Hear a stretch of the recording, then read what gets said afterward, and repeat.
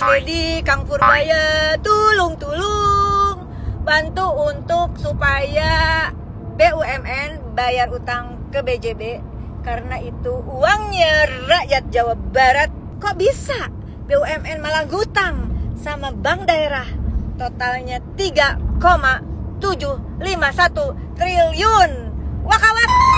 Assalamualaikum besti love Indonesia kesayangan si akunya. Jumpa lagi di Viral for Justice dengan hashtag kita APBN untuk rakyat, APBD untuk rakyat, BUMN untuk rakyat. Beberapa hari ini terjadi perdebatan Kang Purbaya sama Kang Dedi dan Nyi Iroh. Penonton Kang Dedi, Kang Purbaya yang akur-akur aja, bisa diobrolin supaya ada solusi gitu. Kalau posisi Nyi Iroh mah begini aja lah. Nyi Iroh dukung Kang Purbaya karena menurut si akunya juga penting kita mulai perencanaan pembangunan dengan basis data yang jelas. Tapi bukan hanya untuk pemerintah daerah atuh, termasuk untuk pemerintah pusat, kementerian dan lembaga. Yuk dibongkar mana saja anggaran yang mengendap.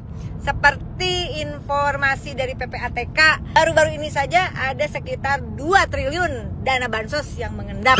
Jadi si akunya ngedukung banget cara berpikir Kang Purbaya dalam perspektif keuangan politik anggaran negara untuk pembangunan.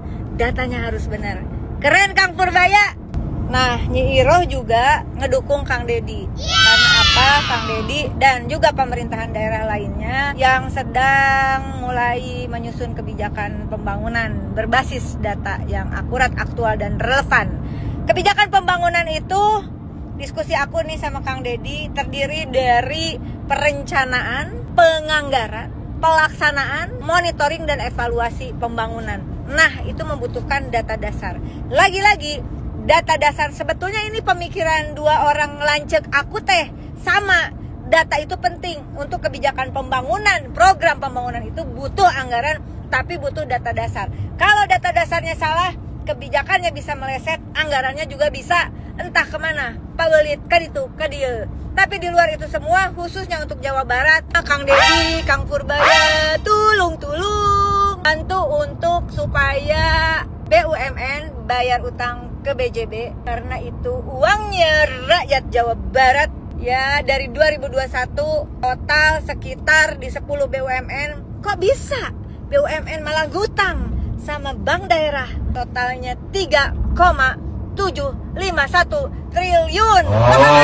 Nyi Iroh bacakan, inilah 10 pengutang BUMN kepada Bank BJB. 1. PT Barata Indonesia 89,11 miliar, PT Kimia Farma 950,23 miliar, PT Perikanan Indonesia 96,63 miliar, PT Papros 98,39 miliar, PT Raja Wali Nusindo 403,19 miliar, PT Waskita Karya Infrastruktur 98,94 miliar, PT Waskita Karya 980,8 miliar, PT Wijaya Karya Serang Panimbang 278,58 miliar, PT Wijaya Karya 515,44 miliar, PT Pembangunan Perumahan Semarang Demak 240,25 miliar.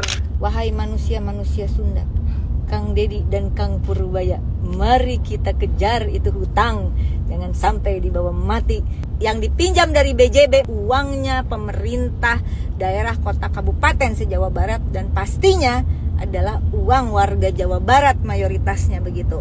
Setelah restrukturisasi, bunga yang tadinya pinjaman itu bunganya 8-9%, bunganya jadi tinggal 1% dari pinjaman itu. 1% aja nggak bayar-bayar. Bagaimana kumaha atuh ieu teh? Nah, oleh karena itu aku juga minta diaudit bagaimana proses utang piutang itu terjadi.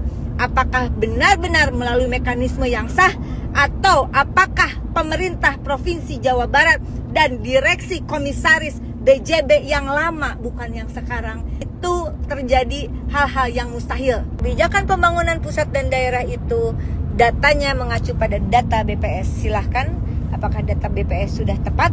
Oleh karena itu, si Iroh mengajak akang nasaha bukan akangnya si aku, kayak mah besti aku lah, Kang Purbaya, Kang Dedi, yuk berjuang bareng, kita dukung Presiden Prabowo Subianto yang juga sangat peduli dengan data negara untuk menerbitkan peraturan presiden tentang sistem perencanaan pembangunan daerah berbasis data presisi supaya perencanaan pembangunannya benar, programnya benar, sesuai dengan kebutuhan dan kondisi real serta potensi daerah, dan juga adalah supaya anggarannya tepat sasaran, supaya juga pemerintah daerah atau pemerintah pusat nggak ada yang parkir-parkir lagi anggaran diendapkan. Rakyat butuh.